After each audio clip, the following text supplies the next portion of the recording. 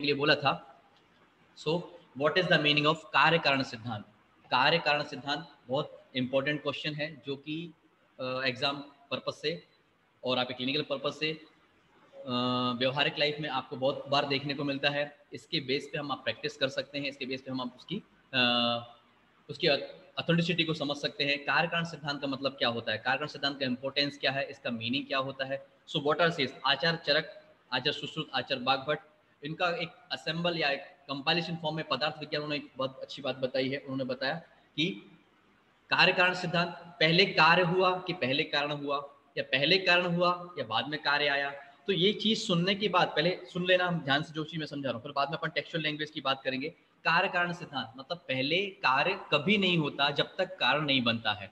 ध्यान रखना, कारण होगा तभी कार्य के रूप में परिवर्तित होगा। फॉर एग्जाम्पल हमारे शरीर में वात पित्त कफ है, लेकिन वो हमारे शरीर में विद्वान तो है, लेकिन जब तक उसको हम निमित्त नहीं देते हैं, आयतन नहीं देते हैं, हेतु नहीं देते हैं, कॉज नहीं देते हैं, तब तक वो किसी रूप में परिवर्तित नहीं होता। फॉर एग्जाम्पल वो असाम्य अवस्था में नहीं आता है और वो व्याधि अवस्था में परिवर्तित नहीं होता है। फॉर एग्जाम्पल दूध के अंदर मक्खन है, लेकिन जब तक उसको हम चर्निंग नहीं करेंगे, मंथन नहीं करेंगे, उसको हम लोग ट्रेचुरेट नहीं करेंगे, तब तक उसमें से मक्खन नहीं निकल सकता। लेकिन है, हमें पता है पीपल के बीज में पीपल का पेड़ छिपा हुआ है, शुक्र और शोणित में हमारा गर्भ छुपा हुआ है, लेकिन वो कब, जब कारण बनेगा तभी कार्य में परिवर्तित हो सकता है। एक बात दिमाग में बैठा के रखना है। तो आचार्य ने यहाँ पे एक बहुत अच्छे अच्छे क्वेश्चंस निकाल के दिए हैं। कार्य कारण से उत्पन्न होता है, एक बात बताई। दूसरों ने बताया उत्पन्न होने से पहले कार्य था या नहीं, पहले कार्य था या नहीं। उसके बाद यदि था तो किस रूप में था और कहां था, अपने वर्तमान रूप में कैसे आया, यदि नहीं था तो कहां से आया, कैसे आया, क्या कारण ही कार्य के रूप में परिवर्तित हो गया, या कार्य को उत्पन्न करने के पश्चात भी कारण ने अपने स्वतंत्र अस्तित्व को बनाए रखा। ऐसे बहुत सारे क्वेश्चन जनरेट हुए। फिर उन्होंने बताया आदि आदि अनेक प्रकार के कार्य कारण संबंध को लेकर या सिद्धांत को लेकर ऐसे क्वेश्चन जनरेट हुए। तब इसको प्रूफ करने के लिए, इसको समझने और समझाने के लिए क्या किया उन्होंने, सांख्य दर्शन का सहारा लिया, बहुत सारे दार्शनिक लोगों का सहारा लिया, उन्होंने अपनी अपनी ओपिनियन दी। तो उन्होंने फिर यहाँ पे एक थ्योरी एस्टेब्लिश की जिसका नाम है सत्कार्यवाद और असत्कार्यवाद। ऐसे करके उन्होंने यहाँ पे एक थ्योरी एस्टेब्लिश की। तो सत्कार्यवाद क्या होता है और असत्कार्यवाद क्या होता है उसके बारे में समझना है।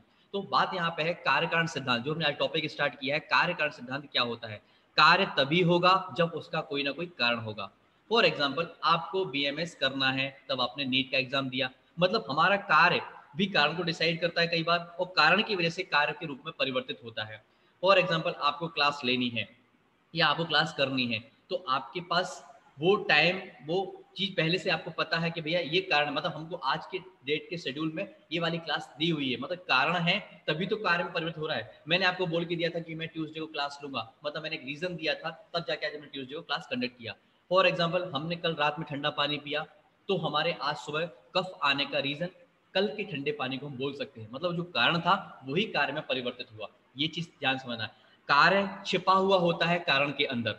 हमारे शरीर में जो भी व्याधियां होती हैं वो हमारे शरीर में विद्वान तब तब तक रहती हैं जब तक उनको एक फेवरेबल एटमॉस्फेयर नहीं मिलता है, उनको ऐसी कोई सिचुएशन या कंडीशन नहीं मिलती। मतलब बात पित्त कफ के अंदर हमने क्वालिटी पढ़ी है, बात में तत्व रुक्ष लघु सीता खरा सूक्ष्म चला अनिला करके जो प्रॉपर्टी ने पढ़ी, तो ये प्रॉपर्टी है, लेकिन वो हमारा अच्छा काम करती है यदि वो बैलेंस अवस्था में होती है। लेकिन जब इनको निमित्त मिल जाता है, जब इनको बाहर के कारण मिल जाते हैं, इनके निदान के कारण मिल जाते हैं, तो क्या करते हैं, व्याधि रूप में परिवर्तन होने लगे। और होते नहीं है अचानक से, कैसे होते हैं, पहले संचय अवस्था में आएगा, प्रकोप अवस्था में आएगा, प्रसव अवस्था में आएगा, फिर व्यक्त अवस्था में आ सकता है, या फिर भेद अवस्था में आ सकता है। तो ऐसे उन्होंने इस चीज को अरेंज किया है। तो आप खुद सोच के देखो या समझने की कोशिश करो, लॉजिकल सोच के देखो, दुनिया में जो भी चीजें घटित होती है वो बिना कारण के घटित नहीं होती है। फॉर एग्जाम्पल हम आज का एग्जाम्पल भी ले सकते हैं, कोरोना वायरस। तो किसी ने कुछ तो भी किया, तब जाके वो प्रकृति को देखना पड़ रहा है। हमने प्रकृति के साथ छेड़छाड़ किया, खिलवाड़ किया, उनकी चीजों को सहेज के नहीं रखा, संभाल के नहीं रखा, तो आज हमें प्रकृति उस चीज का परिणाम भुगतने को मैं मजबूर कर रही है। आप खुद सोच के देखो, हम खुद इस कोरोना वायरस के लिए निमित्त बने, कारण बने, तब जाके आज हम इतनी ड्रिल करते हैं, रोड के अंदर गड्ढा करते हैं, जमीन के अंदर गड्ढा करते हैं, तो आज भूकंप आते हैं। तो हमने कारण दिया ना, तभी तो वो कार्य में परिवर्तित हुआ। तो ये सब चीजें हमारे दैनिक जीवन में जितनी भी चीजें हैं, फॉर एग्जाम्पल हमने खाना खाया तो तभी तो किट्ट भाग बनेगा, प्रसाद भाग बनेगा। कारण दिया है तभी तो कार्य बनेगा ना। कारण दोगे ही नहीं तो कार्य कैसे कन्वर्ट हो सकता है? आप सपोज यदि हमसे बात कर रहे हो, आप हमें यदि गुस्सा दिलाओगे तभी तो गुस्से के बाद में कुछ ऐसा एक्शन के बाद में रिएक्शन निकलेगा ना। तो मतलब कैटाबॉलिज्म, एनाबॉलिज्म या जो मेटाबॉलिज्म है वो कब होगी? हमारे शरीर में अन्न गया ही नहीं तो रस कहाँ से बनेगा, और रस नहीं बनेगा तो रक्त कैसे बनेगा, और फर्दर जो उसके आगे की प्रोसेस है वो कैसे कन्वर्ट होगी? तो जब तक हम कारण नहीं दिखाएंगे, जब तक हम कारण नहीं समझेंगे, तब तक हम कार्य को नहीं समझ सकते हैं। मतलब हमें समझना पड़ेगा कि ये चीज क्यों जनरेट हुई, और इसी के बेस पे हम पूरी प्रैक्टिस करते हैं। मतलब मूल कारण को जानना हमारे आयुर्वेद की ताकत ही है। हम मूल को समझने की कोशिश करते हैं। हम सिम्टोमेटिक लक्षण नहीं देखते, हाँ भवन दिख रहा है, अरे हमें उसकी नींव के बारे में देखना है। हमें बीमारी दिख रही तो हमें उसके मूल कॉज के बारे में बात करनी है, मूल कॉज के बारे में जानने की कोशिश करनी है कि आखिर ये हुआ कैसे, मतलब इसका कारण क्या था। यदि दो लोगों के बीच लड़ाई झगड़ा है तो हमें उसके बारे में जानने की कोशिश करना है कि इसका मूल कारण क्या था। हमें ऊपर ऊपर का नहीं देखना है कि सर ऐसे से हो गया है। तो इस बात को समझने के लिए आप समझने की कोशिश करो कि कार्य कारण सिद्धांत क्या होता है। कार्य कारण का मतलब है कार्य कारण के अंदर छिपा होता है। फॉर एग्जाम्पल मैंने बता के दिया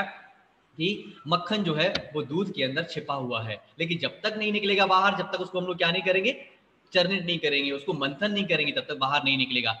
तिल के तेल में, तिल का जो बीज है उसमें तिल का तेल छिपा हुआ है, जब तक उसको वापस प्रोसेस नहीं करेंगे तो तिल का तेल बाहर कैसे निकलेगा। सबको पता है मूंगफली का तेल यूज करते हैं, मूंगफली का तेल बाहर दिख जाता है, मूंगफली के अंदर उसका तेल है। या फिर हम ऐसे बोल सकते हैं कि पीपल के वृक्ष या पीपल का जो बीज है उसके अंदर पीपल का पेड़ छिपा हुआ है, लेकिन कैसे?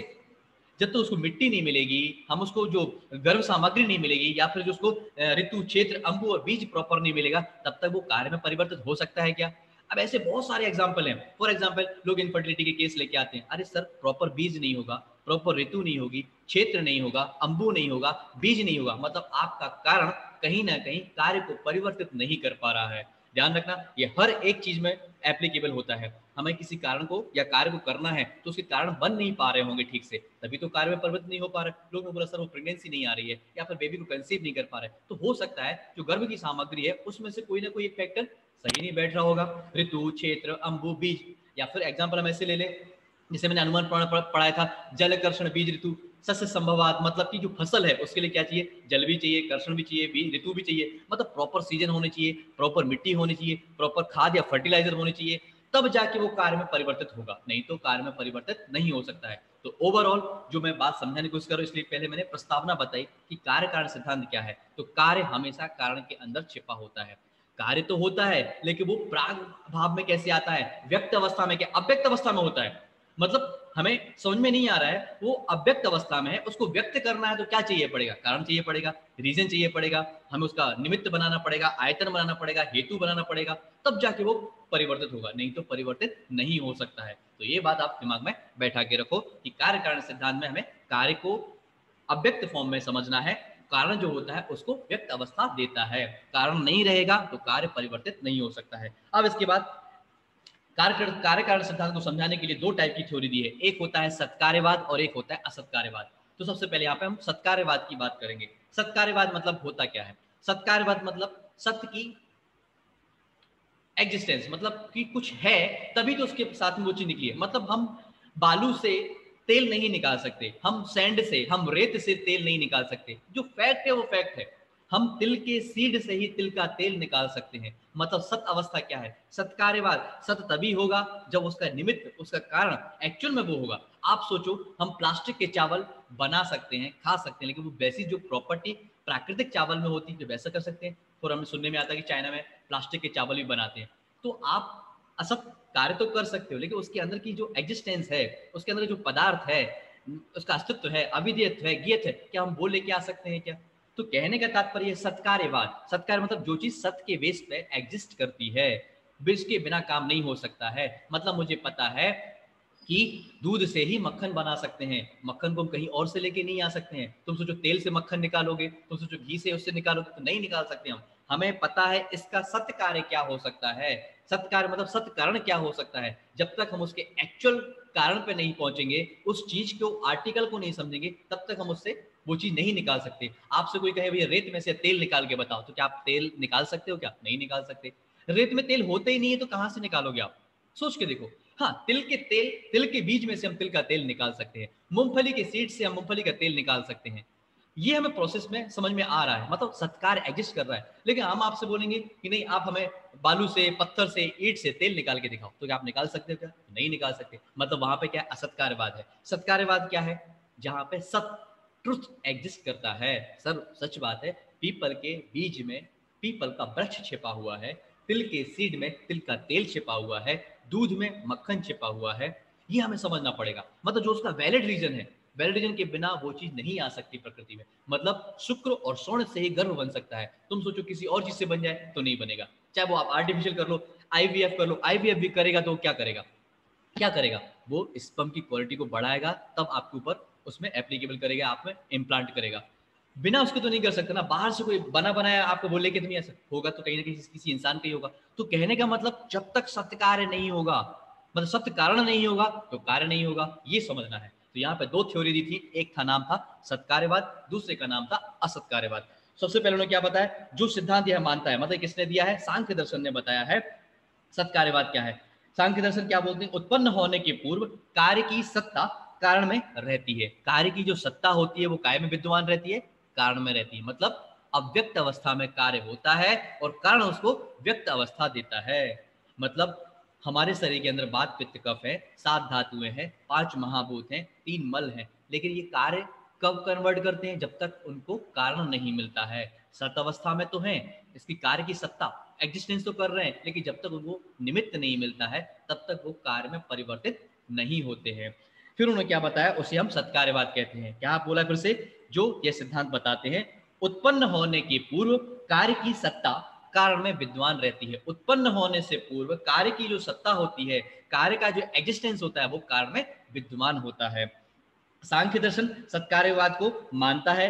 आयुर्वेद भी सत्कार्यवाद के सिद्धांत को स्वीकार करता है। कार्य की सत्ता कारण में अव्यक्त रूप से विद्यमान रहती है। उदाहरण के स्वरूप आचार्य ने यहाँ पे बताया है, मक्खन दूध में पहले से ही अव्यक्त अवस्था में होता है। मक्खन दूध में पहले से ही अव्यक्त अवस्था में होता है, लेकिन वो व्यक्त कब होता है? जब तक उसको हम चलना नहीं करते हैं, टचरेट नहीं करते हैं, उसका मंथन नहीं करते, तब तक वो उस फॉर्म में नहीं आता है। मतलब वो तब तक अव्यक्त अवस्था में रहता है। जैसे उसको निमित्त कारण दे देते हैं, वो व्यक्त अवस्था में आ जाता है। दूसरा उन्होंने एग्जाम्पल दिया है, पीपल के बीज में पीपल का वृक्ष छिपा हुआ होता है, लेकिन वो अनुकूल ऋतु, अनुकूल मिट्टी, अनुकूल परिवेश मिलने के बाद व्यक्त अवस्था में आता है। छोटा सा सीड है, सोचो, मतलब उसमें वृक्ष छिपा हुआ है, लेकिन जब तक नहीं बनेगा वो वृक्ष, जब तक उसको कार्य की सत्ता कब तक नहीं आएगी? जब तक उसको प्रॉपर कारण नहीं मिलेगा। तो ध्यान रखना, कार्य की सत्ता जो होती है वो उत्पन्न होने से पूर्व कार्य में विद्वान रहती है, उसे हम सत्कार्यवाद बोलते हैं। अब यहाँ पे उन्होंने सत्कार्यवाद के लिए एक श्लोका दिया हुआ है, उसका ट्रांसलेशन बहुत अच्छा है। उसके बेस पर उन्होंने इस थ्योरी को समझाने की कोशिश की है। क्या बताया है? असद कारणाद उपादान ग्रहणात सर्वसंभव भावात सक्तस्य शक्य कारणाद कारण भावात सत्य कार्यम। मैं रिपीट कर रहा हूं, असद कारणात उपादान ग्रहणात सर्वसंभव भावात सक्तस्य शक्य कारणात कारण भावात सत्य कार्यम। क्या बोला है? सबसे पहला वर्ड है, देखो उसमें 5-6 वर्ड को स्प्लिट करने की कोशिश करो। सबसे पहले बोला है असत कारणाद, मतलब असत्य से सत्य की उत्पत्ति नहीं हो सकती है, नहीं कर सकते हैं। सबसे पहले वाले वर्ड को मैंने पिक किया है, उसको हमने संधि विच्छेद करके यहाँ पे रखा है, असत कारणाद। आचार्य सांख्य ने यहाँ पे बताया है, सांख्य दर्शन ने यहाँ बताया है, असत से सत की उत्पत्ति नहीं हो सकती। जो नहीं है उससे कभी कुछ उत्पन्न नहीं हो सकता या नहीं किया जा सकता है। जो पदार्थ पूर्व में ही अपने कारण में अव्यक्त रूप से वर्तमान रहता है, वही उससे व्यक्त रूप में आविर्भूत होता है। जैसे तिल से तेल और दही से घी हम बना सकते हैं, लेकिन जो सत्य नहीं है उससे हम कैसे कुछ क्रिएट कर सकते हैं? असत कारणात, असत से कभी भी सत्य की उत्पत्ति नहीं हो सकती है। पहला एक कोटेशन के जो श्लोका मैंने बताया था, उसका पहला वाला वर्ड पिक किया। सबसे पहला था असत कारणात, मतलब असत से सत की उत्पत्ति नहीं की जा सकती है। जो नहीं है उसे कभी उत्पन्न नहीं किया जा सकता है। जो पदार्थ पूर्व में ही अपने कारण में अव्यक्त रूप में वर्तमान रहता है, वही उससे व्यक्त रूप में आविर्भूत होता है। मतलब जो पहले से विद्वान हुआ, कैसे? मतलब तिल में है, तिल का तेल छिपा हुआ है, दही से ही हम घी निकाल सकते हैं, दूध से ही हम मक्खन निकाल सकते हैं, बाकी किसी और फैक्टर से नहीं निकाल सकते। दूसरा कारण बताया उपादान ग्रहणात, बहुत अच्छे वर्ड है, ध्यान सुनो। उपादान ग्रहणात मतलब उपादान, मतलब उस पात्र, उसका जो एक एप्लीकेबल, उसके लिए एलिजिबल है कि नहीं है वो चीज। विशेष प्रकार के कार्यों के उत्पादन के लिए विशिष्ट प्रकार के कारणों का चुना जाता है। विशेष प्रकार के उत्पादन के लिए विशेष प्रकार के कारणों को ही चुना जाता है। कैसे? हमें जो वस्तु बनानी होती है उसी के अनुरूप उपादान का चुनाव किया जाता है। उपादान ग्रहणार्थ, हमें जो बनाना है उसी के हिसाब से तो मटेरियल सिलेक्ट करेंगे। हम ऐसे सिलेक्ट कर लेंगे क्या? तो जैसे दही बनाने की इच्छा होने पर जल को ग्रहण नहीं कर सकते, किसको करना पड़ेगा? दूध को, दही को। दूध को, दही बनाना है तो दूध को ग्रहण करना पड़ेगा, हम बिना उसके नहीं। आप सोचो पानी से दही बन जाएगा क्या? तो पानी से दही नहीं बनेगा। मतलब उपादान क्या होना चाहिए? उपादान का चुनाव जो होना चाहिए वो वस्तु पर डिपेंड करता है कि हमको इसका रिजल्ट लेके आना है। मतलब उत्पादन जिस चीज का करना है उसके हिसाब से उपादान का सिलेक्शन होता है। फिर से रिपीट कर रहा हूं, विशेष प्रकार के कार्यों के उत्पादन के लिए विशेष प्रकार के कारणों को चुना जाता है। हमें जो वस्तु बनानी होती है उसी के अनुरूप उपादान का हम चुनाव करते हैं। जैसे दही बनाने की इच्छा होने पर जल को ग्रहण ना करके दूध को ग्रहण किया जाता है। इससे सिद्ध होता है कि कार्य अपने कारण में विद्वान होता है। मतलब जल में दही नहीं छिपा हुआ है, लेकिन दूध में दही छिपा हुआ है। करेक्ट? उपादान ग्रहणार्थ पहला मैंने बताया था असत कारणार्थ, दूसरा मैंने बताया क्या? उपादान ग्रहणार्थ। तीसरा है सर्वसंभव भावात। तीसरा फैक्टर है सर्व संभव भावात। सभी कार्य सभी से संभव नहीं होते, एक बात, किंतु अपने अपने कारणों से संबंधित कार्य ही तत्त कारणों को उत्पन्न करते हैं। जैसे अपन बोलते ना, हर कोई इंसान सब कुछ नहीं जानता, लेकिन सब लोग कुछ थोड़ा थोड़ा सब जरूर जानते हैं। तो सर्व संभव भावात, हम एक ही से सब कुछ नहीं निकाल सकते और सबसे सब कुछ नहीं ले सकते, तो सोचना पड़ेगा। इन्होंने क्या बताया? सभी कार्य सभी से संभव नहीं होते। मतलब यार मैं डॉक्टर हूं तो मुझे डॉक्टरी वाला काम आएगा, मैं कार को मैकेनिक नहीं, मतलब कार को रिपेयर नहीं कर सकता। मतलब जिसके अंदर जिस चीज की कैपेसिटी है, जिसने जिस चीज की पढ़ाई पढ़ी है, जिसने जिस चीज की बीच में जिसके क्षेत्र में सिद्धि हासिल की है, उसके स्किल को बारे में जाना, उसको उस चीज के बारे में पता रहेगा। हम कैसे सोच सकते हैं? तो सर्वसंभव मतलब कि सभी कार्य सभी से संभव नहीं होते, किंतु अपने अपने कारणों से संबंधित कार्य ही तत्त कारणों को, वैसे वैसे कारणों को कारणों से उत्पन्न होते हैं। जैसे पानी से दही नहीं जमाया जा सकता, बालू से तेल नहीं निकाला सकता, आदि आदि। अस्तु कार्य अपने कारण में पहले से ही विद्वान। मतलब उन्होंने क्या बताया? सर्वसंभव, सभी कुछ सभी संभव नहीं है। मतलब पानी से दही संभव नहीं है, तिल का तेल निकालना है तो तिल का सीड चाहिए पड़ेगा। हम रेत से, बालू से हम वो नहीं, जिसके अंदर इसकी संभव कैपेसिटी होती है, पॉसिबिलिटी होती है, उससे हम निकाल सकते हैं। तो तीन फैक्टर मैंने बताया अभी। सबसे पहले असत कारणात, दूसरा उपादान ग्रहणात, तीसरा सर्वसंभव भावात। चौथा सुनो आप, चौथा क्या बताया? जिस कार्य के मतलब सक्तस्य से कारण, इसके अंदर शक्ति होती है, उसकी पोटेंसी। देखो प्रोबेबिलिटी और पॉसिबिलिटी, अब इसकी पोटेंसी की बात कर रहे हैं। इसके अंदर ये चीज छिपी हुई है। मतलब स्पर्म और ओवम से गर्भ का निर्माण हो सकता है, क्योंकि स्पर्म और ओवम जब तक चिपकेंगे नहीं तब तक गर्भ नहीं बन सकता। शक्ति किसके अंदर है? स्पर्म के अंदर और ओवम के अंदर। एक दूसरे को फ्यूज होने के बाद ही वो चीज बन सकती है। आप सोचो कुछ और चीज से बन जाए तो नहीं बन सकती। अब उन्होंने क्या बताया? जिस कार्य के उत्पादन में जो कारण शक्ति अर्थात समर्थ है, वही कारण शक्ति से संबंधित उसी कार्य को पैदा कर सकता है। जिस कार्य के अंदर, जिस कारण के अंदर उस कार्य को उत्पादित करने की, उसके प्रोडक्शन की शक्ति होती है, वही तो उसके लिए रिस्पॉन्सिबल रहेगा। हम कहते आ रहे हैं पानी से हम दूध दही नहीं बना सकते, उसके अंदर कैपेसिटी ही नहीं है। आप सोच के देखो, तिल के बीज में तिल का तेल निकालने की कैपेसिटी, क्या रेत के अंदर कैपेसिटी है? क्या उसकी पोटेंसी ऐसी है? क्या शुक्र में और शोणित में गर्भ बनाने की ताकत है, शक्ति है? तो हम उसको समझ सकते हैं। सक्त से सक कारणात, मतलब जिस कारण के अंदर उस जिस चीज के उत्पादन की शक्ति होती है वही से उसका उत्पादन हो सकता है, बाकी अदर फैक्टर्स को कुछ भी नहीं कर सकते। इसके बाद पांचवें नंबर का आता है कारण भावात। कार्य और कारण वास्तव में, कार्य और कारण वास्तव में एक हैं, एक दूसरे से भिन्न भिन्न अवस्थाएं हैं। है तो एक, लेकिन भिन्न भिन्न अवस्थाएं हैं। कैसे? अव्यक्त रूप में कारण और व्यक्त अवस्था आने पर कार्य में दिखता है। अव्यक्त अवस्था है तब तक कारण, और व्यक्त अवस्था आ जाती है तो कार्य हो जाता है। कारण ही परिस्थितियों के अनुसार कार्य रूप में प्रकट होता है। कारण ही परिस्थितियों के हिसाब से कार्य के रूप में परिवर्तित होकर हमको दिखता है। बीज से वृक्ष का बनना, पहले बीज था लेकिन उसमें कारण था, तभी तो वृक्ष बना। दूसरा उन्होंने बताया विकृत दोष से तथाकथित रोगों का निर्माण होना, रोगों की उत्पत्ति होना।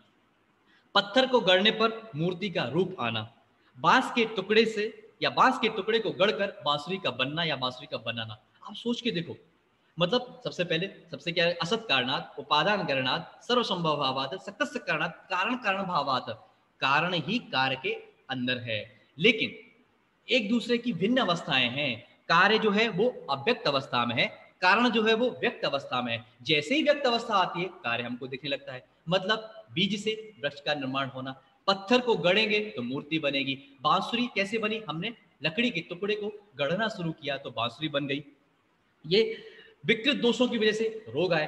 दोषों के अंदर रोग तो छिपा हुआ है, लेकिन कब छिपा हुआ है? जब उसको कारण मिलेगा, मतलब उनकी अवस्था दिखेगी, अवस्था के अनुसार ही कार्य परिवर्तित होता है। फिर उन्होंने आचार्य ने इसका बहुत अच्छा क्लिनिकल कोरिलेशन बताया है। कार्य कारण सिद्धांत का क्लिनिकल यूटिलिटी क्या है, क्लिनिकल एप्लीकेबिलिटी क्या है, इसका एक अप्लाइड एस्पेक्ट क्या है, उसके बारे में सुनो और समझो। उपरोक्त तर्कों के आधार पर हम यह निष्कर्ष पर पहुंचते हैं कि कार्य की सत्ता कारण में पहले से ही विद्यमान होती है। मैंने जो 5 कारण बताए, असत कारणात, उपादान गणनात्, सर्वसंभवात, सक्त कारणात, और 5वां क्या बताया मैंने? कारण कारण भावात। मतलब इन पांचों की वजह से जो कारण है, मतलब कारण में कार्य की सत्ता है, लेकिन वो व्यक्त अवस्था में नहीं है, अव्यक्त अवस्था में। जैसे ही कारण परिवर्तन करके देता है तो कार्य हमें दिखने लगता है। क्या बताया है कि हम इस निष्कर्ष पर और कंक्लूजन पहुंचते हैं कि कार्य की सत्ता कारण में पहले से ही अव्यक्त विद्वान होती है, अव्यक्त अवस्था में विद्वान रहती है। निमित्त का सहयोग पाकर, रीजन, कॉज, कारण, निमित्त, हेतु, आयतन, इन सब का सहयोग पाकर वो कैसे होते हैं? व्यक्त अवस्था में आ जाते हैं। अस्तु सत्कारणात् से सत्कार की, मतलब सत्य से सत्कार की उत्पत्ति होती है, ना कि असत से सत्य की उत्पत्ति होती है। ध्यान रखना। ओवरऑल लास्ट में क्या समझाना चाहते हैं? सत्य कारण से ही सत्य कार्य की उत्पत्ति हो सकती है, असत कारण से कभी भी सत्य कार्य नहीं बन सकता है। सांख्य दर्शन की अपनी यह एक मान्यता है, ना तो किसी वस्तु की उत्पत्ति होती है और ना ही उसका विनाश होता है। कर्ता के व्यापार से वस्तु का आविर्भाव मात्र होता है, मतलब ट्रांसफॉर्मेशन होता है। जैसे हम लोग मॉडर्न में पढ़ते हैं, या हम लोग जब जूलॉजी, बॉटनी या फिजिक्स, केमिस्ट्री या साइंस पढ़ते हैं, तो एनर्जी का ही ट्रांसफॉर्मेशन होता है। ठीक है, हमने जो चीज खाई पी थी आज हम आपको बोल के बता पा रहे हैं, मतलब हमारी जो एनर्जी है वो आपको बोल के रूप में दिख रही है। मैं बात कर पा रहा हूँ, मतलब मैंने पानी पिया था, चाय पिया था, जो एनर्जेटिक सब्सटेंस लिए थे, एनर्जी वहां से ली, यहाँ ट्रांसफर हो गई, तो एनर्जी फॉर्म में ही कन्वर्ट, मतलब कार्य जो है वो आविर्भाव रूप में परिवर्तित हो गया है। फिर उन्होंने क्या बताया? कर्ता के व्यापार से वस्तु का आविर्भाव मात्र ही होता है और रूप बदल जाता है। मतलब बीज से वृक्ष का निर्माण होना, शुक्र और शौर्य से गर्भ का बन जाना, तिल से तिल का तेल बन जाना, तो ये उन्होंने बता के दिया। दूध से दही का बन जाना, दही से मक्खन का बन जाना, मतलब उसकी आविर्भाव अवस्था के हिसाब से कार्य की सत्ता दिखने लगती है। फिर आधुनिक विज्ञान भी इस तथ्य को स्वीकार करता है, मतलब मॉडर्न भी इस चीज को मानता है। संसार में ऊर्जा की मात्रा निश्चित है, वह ना तो घट सकती है ना बढ़ सकती है, वो ही हमारी एक फॉर्म से दूसरे फॉर्म में ट्रांसफर होती है। जैसे कि हमने पढ़ा है E=mc², मतलब कि हमारी एनर्जी जो है वही ट्रांसफर होती है। हमको लगता है ऐसा है कि कुछ नई बन गई, नहीं, उसके अंदर वो चीज छिपी हुई थी जब तक वो अव्यक्त अवस्था में थी। जैसे उसको सहयोग मिला, जैसे उसको निमित्त मिला, और वो कारण से कार्य में परिवर्तित हो गया। तो ये है एक कार्य कारण सिद्धांत, इसकी थ्योरी यहाँ पे आचार्य सांख्य ने बहुत अच्छे से एक्सप्लेन की है। अब आपको रिगार्डिंग इसकी कोई डाउट हो तो आप पूछ सकता हो। उसका एक श्लोक जो मैंने कोटेशन बता के दिया, असत कारणात्, उपादान गणनात्, सक्त से सक्त कारणात्, सर्वसंभव भावात् और कारण भावात्, these are the 5 factor which are responsible for the prove the सत्कार्यवाद। कैसे सत्कार्यवाद को प्रूव कर सकते हैं? कार्य ही अव्यक्त अवस्था में कारण के अंदर छिपा होता है, इसे ही हम कार्य कारण सिद्धांत कहते हैं। और क्लिनिकल में, एलोपैथी में हर कोई इसको एक्सेप्ट करता है, क्योंकि इसके बिना तो वो चीज पॉसिबल ही नहीं है। आप खुद सोच के देखो, आज इन्होंने एनर्जी का कंसेप्ट दिया कि एनर्जी ही एक फॉर्म से दूसरी फॉर्म में ट्रांसफर होती है, हम भी यही बात बोल रहे हैं, सांख्य ने भी ये वाली बात बोली है। कार्य अव्यक्त अवस्था में है, कारण के अंदर छिपा हुआ है, कारण को जब निमित्त सहयोग मिलता है तो वो कार्य में परिवर्तित हो जाता है और हमको दिखने लगता है। Okay, so that is the कार्य कारण सिद्धांत। इसके रिगार्डिंग किसी को भी डाउट है वो पूछ सकता है। किसी को डाउट? कार्य कारण सिद्धांत मैंने बोला था कल पढ़ के आने के लिए। किसी को डाउट है तो पूछ सकता है।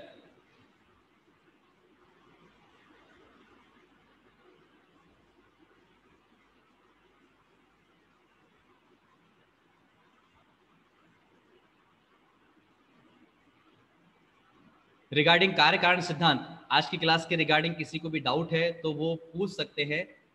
जो भी डाउट है वो बोल सकते हैं कि सर ये चीज़ समझ में नहीं आ रही है, या ये चीज़ मुझे एक बार फिर से आप बता दीजिए। लेकिन जब तक आप उसको रीड नहीं करोगे तो बेटा तब तक समझ में नहीं आएगा। उसको एक बार रीड करना है। बहुत अच्छा कंसेप्ट है कार्य कारण सिद्धांत। इसके बेस पे ही आप प्रैक्टिस में आपको बहुत हेल्प मिलेगी, क्लिनिकल में आपको बहुत हेल्प मिलेगी। इसका एक अप्लाइड एस्पेक्ट यही है कि हमें इस चीज़ को समझना पड़ेगा।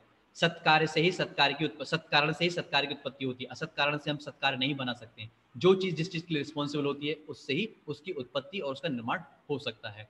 ओके, सो डाउट नहीं है किसी को? So now I am going to stop here, we will continue the next class. So wish you best of luck to all and have a nice day and have a good day. Thank you to all.